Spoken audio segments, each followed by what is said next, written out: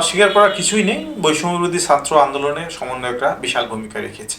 সরকার পতনের পর হঠাৎ করে কিছু কিছু এলাকায় বন্যা চলে আসে। এই বন্যা দুর্গত এলাকায় মানুষদের সহযোগিতার জন্য সমন্বয়করা ত্রাণ সংগ্রহের আহ্বান জানায় সারা বাংলাদেশ থেকে। বিশেষ করে যে ত্রাণ সংগ্রহের যে ক্যাম্পেইনটা হয় টিএসসিতে, ওখানে ত্রাণ দ্রব্য সামগ্রী সহ নগদ অর্থ প্রায় 11 কোটি সামথিং উত্তোলন হয়, যেটার 1.5 কোটির মতো খরচ করে, আর বাকি টাকাটা তারা ব্যাংকে গচ্ছিত রাখে। পৃথিবীতে কোনো কাজ কারোর জন্য অপেক্ষায় থাকে না। যেমন বন্যা কবলিত এলাকায় ত্রাণ বিতরণের সবচেয়ে বড় যে ভূমিকাটা রেখেছে আসুনা ফাউন্ডেশন, এবং কোনো না কোনোভাবে বন্যা কবলিত এলাকার লোকজন অন্যের সহযোগিতা এবং নিজেদের প্রচেষ্টায় সার্ভাইভ তারা করেছে।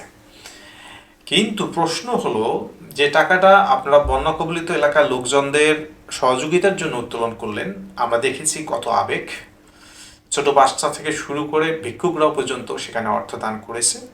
কেউ কেউ মাটির ব্যাগে জমানো টাকা নিয়ে এসেছে।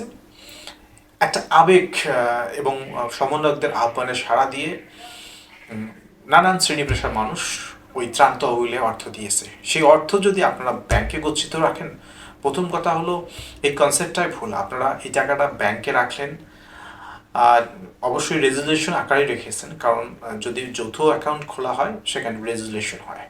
এই যে দীর্ঘ প্রক্রিয়ার মধ্য দিয়ে আপনারা টাকাটা গচ্ছিত রাখলেন, সে টাকাটা ব্যয় করা লাগবে, আপনাদের মাথায় কি একবারও এই চিন্তা ভাবনাটা এলো না? আপনারা এত সৎ, এখন বলতেছেন যে আমরা প্রতিষ্ঠিত সিএ ফার্ম থেকে আমরা এই টাকাটা হিসাব করব। আপনাদের এই হিসাবের প্রয়োজন নেই। আপনারা বন্যা কবলিত এলাকায় লোকজনদের সহযোগিতার জন্য এটা তুলেছেন, সেই খাতে ব্যয় করলে তো হলো।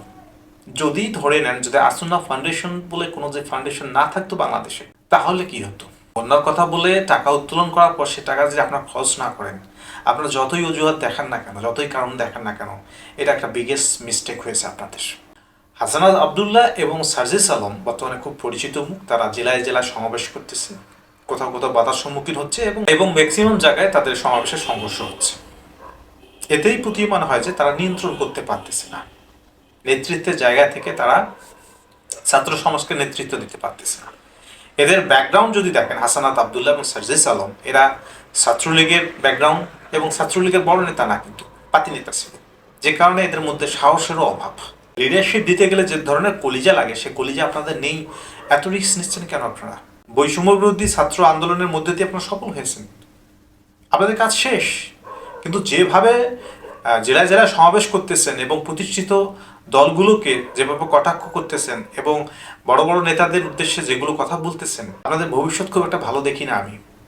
কারণ যারা প্রতিষ্ঠিত রাজনীতিবিদ, যারা অভিজ্ঞ এবং সাংগঠনিক অনেক বেশি শক্তিশালী, তারা তো একদিন না একদিন ঘুরে দাঁড়াবেই। তখন আপনাদের কি হবে?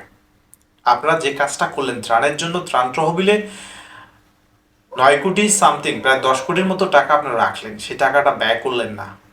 এটা কোনোভাবেই এটার ব্যাখ্যাযোগ্য আছে বলেন একবার দেখি। আপনাদের যে সততাটা প্রকাশ করতেছেন যে আমরা টাকা রেখে দিয়েছি, সততা এটা না তো। আপনারা টাকা নিয়েছেন ত্রাণের জন্য, বন্যা কবলিত এলাকার লোকজনদের সহযোগিতার জন্য, সেই খাতে ব্যয় করাটাই তো সততা ছিল।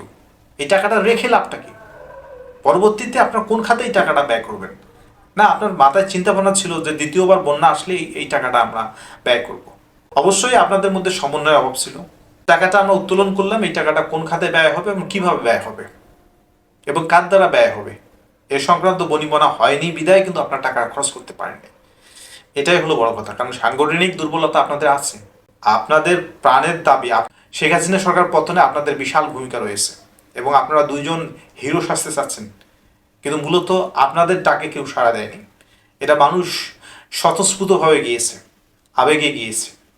সেখানে আপনাদের যে ক্রেডিটটা নিচ্ছেন, নেওয়ার চেষ্টা করতেছেন, তার প্রমাণ আপনারা পাচ্ছেন যে আপনারা ক্রেডিট নেওয়ার মতো যোগ্যতা রাখেন না। কারণ জেলায় জেলায় গিয়ে আপনারা প্রতিহত হচ্ছেন, কোথাও সংঘর্ষ হচ্ছে, কোথাও ফিরে আসতেছেন। এটাই প্রমাণ করে যে আপনার সত্যিকার অর্থে আপনাদের মধ্যে লিডারশিপ নেই। আপনারা যথেষ্ট আপনাদের মধ্যে যোগ্যতার ফাঁক রয়েছে, এবং যে লিডারশিপটা সম্মিলিতভাবে ওই আন্দোলনের সময় হয়েছিল, সেটা স্বতঃস্ফূর্ত বিদায় হয়েছে। কিন্তু এখন দেখেন আপনাদের নেতৃত্বের ধরন দেখেন, সিনিয়র পলিটিশিয়ানদের আপনারা যেভাবে কটাক্ষ করতেছেন, এটাই বলে যে আপনাদের অভিজ্ঞতার অভাব এবং আপনারা ভাষা জ্ঞান থেকে শুরু করে আপনার ম্যাচুরিটি লেভেলটা অনেক নিচু। সুতরাং আমি মনে করি আপনাদের উচিত খুব দ্রুত সমন্বয়কের পদ থেকে সরে দাঁড়া এবং একটা চূড়ান্ত সমাবেশ ডাক দিয়ে ছাত্র সমাজকে তাদের শিক্ষা প্রতিষ্ঠানে ফিরে যেতে আহ্বান জানানো এবং তাদের পড়াশোনায় মনোনিবেশ করার জন্য আহ্বান জানানো। সেই সঙ্গে রাজনীতিবিদদের জন্য ময়দানটা ছেড়ে দেন, তারাই ঠিক করে নেবে কিভাবে তারা রাজনীতি করবে। আর বাংলার মানুষ যদি ভোটাধিকার পায়, ভোটের মধ্য দিয়ে নির্বাচন হবে এবং নির্বাচিত সরকারই বাংলাদেশকে পরিচালিত করবে। এটাই সবচেয়ে বেস্ট হবে। আপনারা মেধাবী, ফিরে যান প্রতিষ্ঠানে, পড়াশোনা করেন, চাকরি নেন, কারণ আপনারা চেয়েছিলেন তো মেধায় যেন চাকরি হয়। আপনাদের যে মেধা আছে সেটা সত্য, কারণ আপনারা ঢাকা বিশ্ববিদ্যালয়ে পড়েছেন, সুতরাং আপনারা পড়াশোনা করে চাকরি নেন আর রাজনীতি ছেড়ে দেন রাজনীতিবিদদের খাতায়। ধন্যবাদ সবাইকে।